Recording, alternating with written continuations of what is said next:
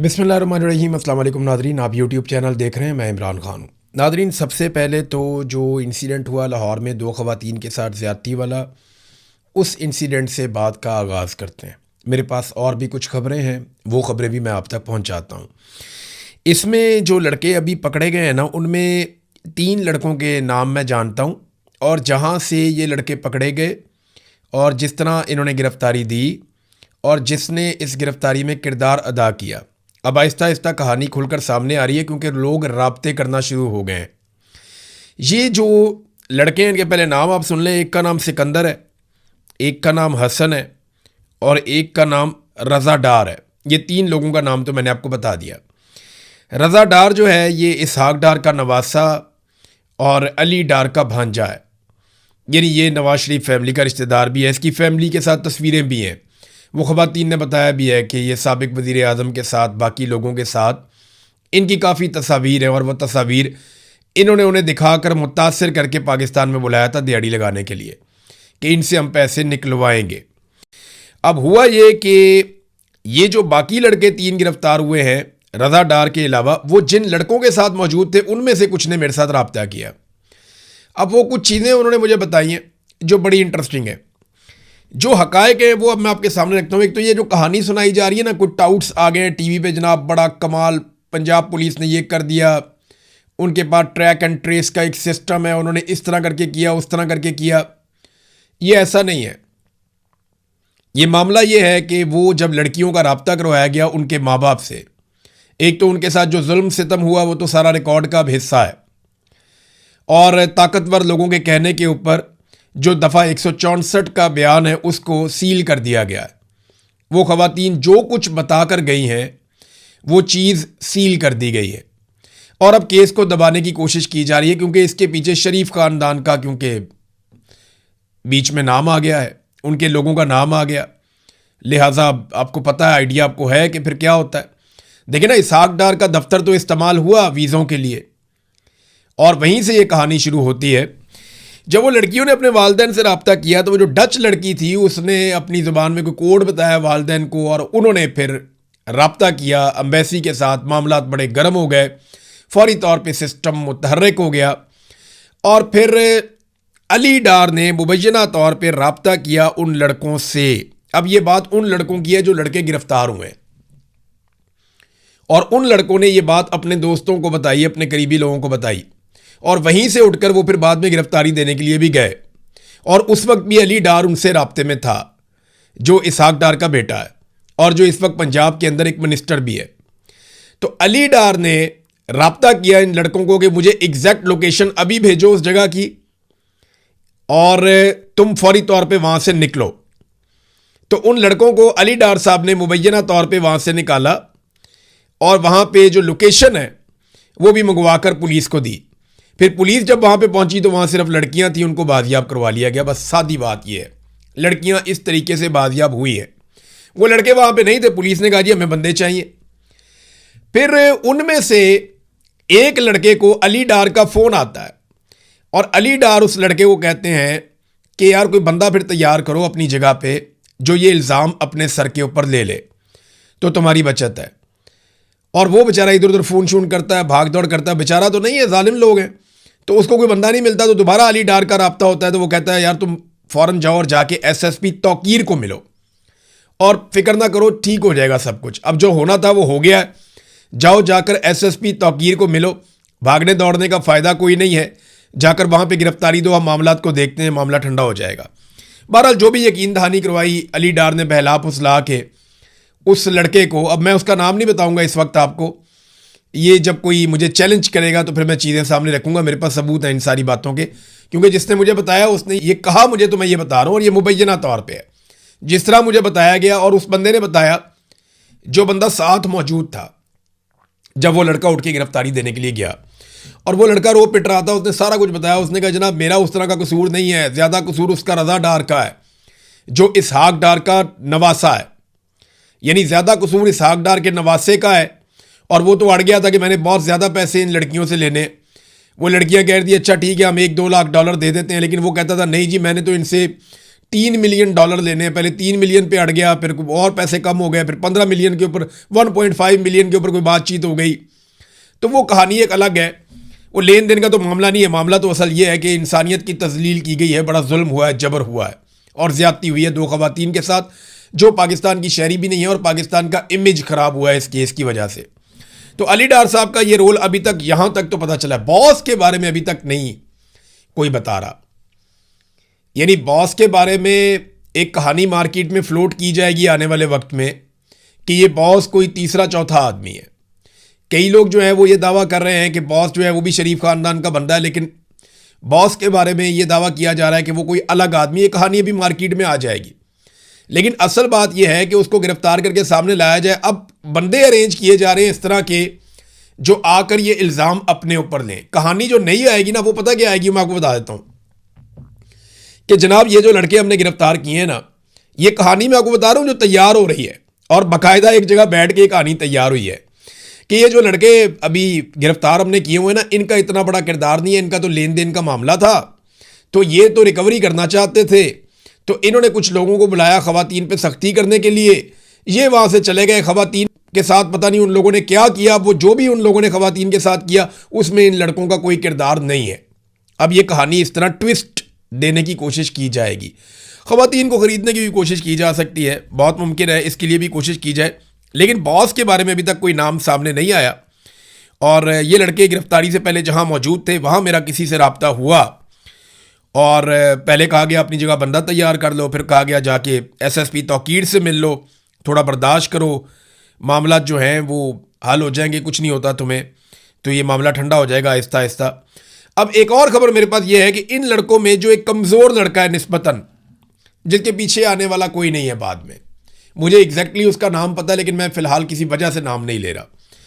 इनमें जो निस्बतन कमज़ोर लड़का है, ये उस लड़के पे सारा मुद्दा डालना चाहते हैं कि वो जो बाकी बदमाशों को लेकर आया था वो लड़का लेकर आया था, और ये जो जुल्म और जबर वाली सारी कहानी है इसके पीछे भी वो लड़का है, तो ये जो बड़े और ताकतवर लोग हैं ये इससे बच जाए, बॉस का किसी को पता ही ना चले।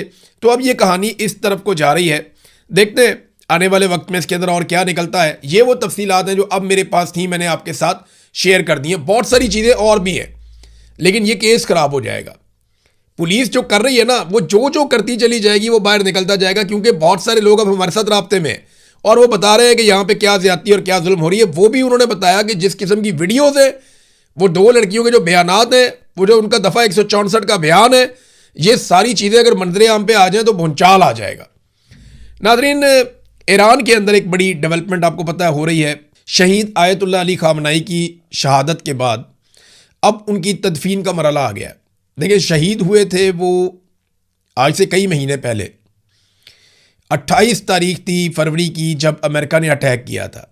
आयतुल्लाह अली ख़ामनाई शहीद हो गए थे, और अब जुलाई का महीना शुरू हो चुका है, यानी मार्च, अप्रैल, मई, जून, 4 महीने गुजर गए और 5वें महीने में उनकी तदफीन हो रही है। ये बहुत देर के बाद तदफीन की जा रही है। इसकी वजूहात भी हैं कि इस बीच में जंग लगी रही, बड़ी गैर मुतवक्के सूरत हाल थी। उन्हें इस बात का डर था कि हम जब तदफीन का मरहला आएगा तो कोई अटैक ही ना हो जाए, कोई और मामलात ना हो जाएं। बहरहाल पहले मुज़ाकरात वगैरह हुए और उसके बाद जब चीज़ें कुछ नॉर्मलाइज हुई तो अब तदफीन की जा रही है। 100 के करीब ममालिक से लोग वहाँ पर गए हैं ईरान में। अरब ममालिक के बारे में ये खबर दी गई अमरीकी मीडिया में, और ये दावा किया गया कि अरब ममालिक को अमेरिकन सरकार ने इन्फ्लुएंस करने की कोशिश की कि आप लोगों ने नमाज जनाजा में नहीं जाना और आप ईरान से अपने आप को डिस्टेंस करें, वरना अमेरिका के साथ आपके मामलात अच्छे नहीं होंगे। अब इस किस्म की खबरें रिपोर्ट हुई, लेकिन इसके बावजूद सऊदी अरब से भी वफद गया और ममालिक से भी गया। अफ़गानिस्तान से 2 वफद आए। एक वफद तो अफ़गान तालिबान का जो है उनकी सरकार का, और दूसरा जो अफ़गानिस्तान के अंदर नहीं रहते, अहमद मसूद वगैरह, ये इनको भी बुलाया गया ईरान ने, और उनको टाइटल दिया कि ये मुज़ाहमत करने वाले लोग हैं, तो उनको भी बुला लिया। तालिबान ने इसके ऊपर बुरा बनाया, लेकिन फिर भी दोनों को एक जैसा प्रोटोकॉल दिया गया ईरान के अंदर। पाकिस्तान की जानिब से शहबाज शरीफ, इसहाक डार और वज़ीर आला सिंध वो भी गए हैं, मोहसिन नकवी भी गए हैं, बिलावल जरदारी भी है, फील्ड मार्शल आसिम मुनीर भी है। ये सारे लोग गए हैं पाकिस्तान की तरफ से, और बहुत बड़ा वफद है पाकिस्तान का जो इस नमाज जनाजा में शिरकत के लिए गया, फ्यूनरल में शिरकत के लिए। लेकिन मैं ये तस्वीर आपको एक दिखाता हूँ, इसको ज़रा देखें आप और अंदाज़ा करें कि क्या ये प्रोटोकॉल है, क्या ये दुरुस्त प्रोटोकॉल है कि फील्ड मार्शल सेंटर में सरकारी मुलाजिम जिसने रिटायर हो जाना है 22वें ग्रेड का ऑफिसर, और वज़ीर आज़म उनके एक पहलू में और नायब वज़ीर आज़म उनके दूसरे पहलू में, यानी वस्त में फील्ड मार्शल और एक साइड पे वज़ीर आज़म और दूसरी साइड पे नायब वज़ीर आज़म, और बिलावल जरदारी पीछे हाथ बांध के सर झुका के अच्छे बच्चों की तरह चल रहा है। ये मनाजिर देखकर मुझे बड़ी खुशी हुई। देखें, जुल्फ़िकार अली भुट्टो ने जो सियासत शुरू की थी ना अयूब खान के साथ मिलकर, जो protocol field marshal Ayub Khan को जो हैसियत जुल्फ़िकार अली भुट्टो ने दी वो डैडी करार देते थे, अब वही हैसियत बिलावल आज फील्ड मार्शल आसिम मुनीर साहब को दे रहे हैं। तो भुट्टो साहब ने वो जो दाग धोया वो अपने खून के साथ धोया, उनकी बेटी को अपना खून देना पड़ा तब जाके ये दाग धुले। लेकिन जरदारियों ने जब पीपल्स पार्टी पे कब्जा किया तो चाहे वो आसिफ जरदारी हो चाहे वो बिलावल जरदारी हो, उन्होंने पीपल्स पार्टी को वहीं पहुंचा दिया जहां से जुल्फ़िकार अली भुट्टो ने अयूब खान को डैडी कहते हुए आगाज़ किया था। तो बड़ा अनफॉर्चुनेट है, अपने खून के साथ कुर्बानियां देकर जो धब्बे और दाग धोए थे, पीपल्स पार्टी ने बहुत कुर्बानियां दी थी, वो सारे दाग जो हैं वो फिर से लगा दिए जरदारियों ने आकर पीपल्स पार्टी के ऊपर। तो मेरा ये ज़ाती तौर पे मानना है कि फील्ड मार्शल को पिछली किसी सफ़ में और साइड पे होना चाहिए था, प्राइम मिनिस्टर को सेंटर में रखना चाहिए था, चाहे वो जाली प्राइम मिनिस्टर है, चाहे फील्ड मार्शल ने लाके बिठाया हुआ है जाली फार्म 47 के ऊपर, लेकिन पीछे होना चाहिए था फील्ड मार्शल को। ये प्रोटोकॉल के खिलाफ है, ये नामुनासिब है। देखें, जब तक हम ये अलाइनमेंट अपनी ठीक नहीं ना करेंगे कि किसने कहाँ खड़े होना है और किसको क्या हैसियत मिलनी चाहिए, जब तक हम अपनी अलाइनमेंट ठीक नहीं करेंगे तब तक हमारा मुल्क ठीक नहीं होगा, बदकिस्मती से। और ये हकीकत है, हम इससे भाग भी नहीं सकते। मुल्क दायरों में घूमता रहेगा जब तक कि हम ये अलाइनमेंट ठीक नहीं करेंगे। पाकिस्तान तहरीक इंसाफ के ऊपर एक तनकीद होती थी कि चंद साल कबल आने वाले बैरिस्टर गौहर को जनाब बना दिया गया चेयरमैन पार्टी का। वो चंद साल पहले आए थे, शेख वकास अकरम, उनको बना दिया गया पार्टी का इंफॉर्मेशन सेक्रेटरी, और इस किस्म की तनकीद होती थी। अभी एक दिन पहले पाकिस्तान पीपल्स पार्टी को छोड़ा और ज्वाइन किया IPP को सरदार तनवीर इलियास ने। एक दिन पहले, ये एस्टेब्लिशमेंट की ख़ास पार्टी है IPP, इस्तेहकाम पाकिस्तान पार्टी, अलीम खान आजकल इसको चला रहे हैं। तो एक दिन पहले इस्तेहकाम पाकिस्तान पार्टी को ज्वाइन करते हैं और अगले दिन वो इस्तेहकाम पाकिस्तान पार्टी के सदर बन जाते हैं पूरे आज़ाद कश्मीर के। है ना इंटरेस्टिंग? तो पाकिस्तान तहरीक इंसाफ पे जिन बातों पर लेकर तनकीद की जाती है मीडिया में, बाकियों के लिए वो क्राइटेरिया उतना सख्त है ही नहीं। ये बड़ा अनफॉर्चुनेट है। हुकूमत ने अवाम को रिलीफ देना था, पेट्रोलियम मसनूआत की कीमतों में बड़े दावे और वादे किए जा रहे थे, बड़ी बातें की जा रही थी, लेकिन एक मरतबा फिर अवाम को पेट्रोलियम मसनूआत की कीमतों में कोई रिलीफ नहीं दिया गया। आलमी सतह पर कीमतें कम होने के बावजूद पाकिस्तान की जो मिलिट्री एस्टेब्लिशमेंट की बनाई हुई सरकार है, फील्ड मार्शल आसिम मुनीर और शहबाज शरीफ साहब, क्योंकि सरकार तो इन दोनों लोगों की है, इन्होंने किया यह है कि जो पेट्रोलियम लेवी है उसमें मजीद ₹6.25 का इजाफा कर दिया है। ये ज़ीशान यूसुफ साहब की टाइमलाइन से मैं बता रहा हूँ कि अवाम को पेट्रोलियम मसनूआत की कीमतों में रिलीफ देने की बजाय पेट्रोलियम लेवी में मजीद ₹6.25 का इजाफा कर दिया गया। ये नाज़रीन हालात हैं, जबकि पेट्रोलियम मसनूआत की कीमतों में जो कमी है वो इंतहाई मामूली है, यानी ₹2 से भी कम कीमत कम की है इन्होंने पेट्रोलियम मसनूआत की। बढ़ाते हैं तो 150-150 रुपये बढ़ा देते हैं एक एक रात में, जब कम करते हैं तो ₹2 से भी कम। अंदाज़ा करें आप कैसा इन्होंने कौम को चूना लगाया, लेवी के नाम पे कौम को चूना लगा रहे हैं और लगाते चले जा रहे हैं, बाद ही नहीं आ रहे। नाज़रीन, हमारे शहीद अरशद शरीफ, उनका केस आपको पता है कीनिया में चल रहा था बड़े लंबे अरसे से, और कीनिया में यह साबित हुआ कि ये कोई हादसा नहीं था, ये जो कत्ल है ये जानबूझकर किया गया था।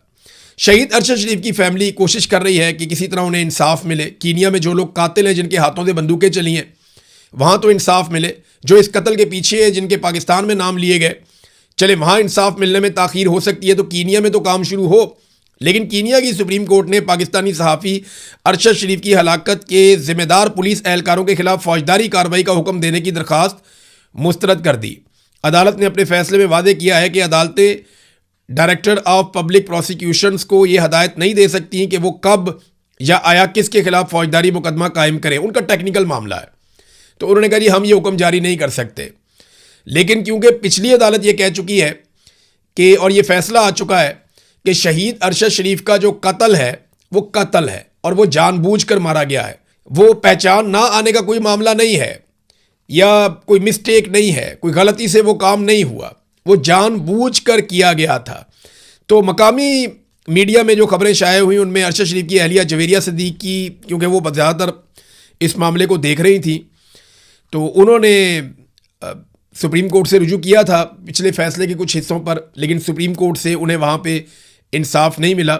असल में तो इसका इंसाफ पाकिस्तान में होना है। इसके ताने बाने पाकिस्तान में आकर मिलते हैं कि किन लोगों की वजह से अरशद शरीफ को पाकिस्तान छोड़ना पड़ा, किन लोगों ने उन्हें यूएई से निकलवाया, फिर किन लोगों ने उन्हें धमकाया, उन्हें परेशान किया, उन्हें जान से मारने की धमकियां दी, किन से डरकर वो कीनिया के अंदर रहने पर मजबूर थे, और फिर कीनिया में किसने उनका ये कत्ल करवाया।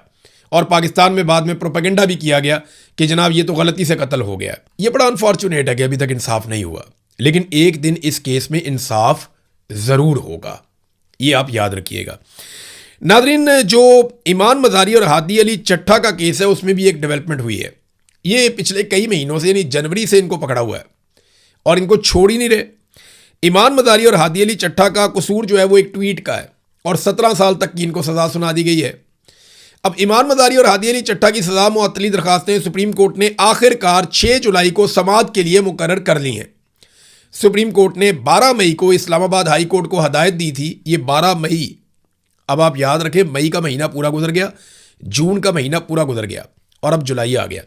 लगभग 7 हफ्ते हो गए हैं। सुप्रीम कोर्ट ने यह हदायत दी थी कि जनाब 2 हफ्तों के अंदर सज़ा मुअत्तली की दरखास्तों के ऊपर फैसला किया जाए हाई कोर्ट को, लेकिन हाई कोर्ट ने 2 हफ्तों में फैसला नहीं किया।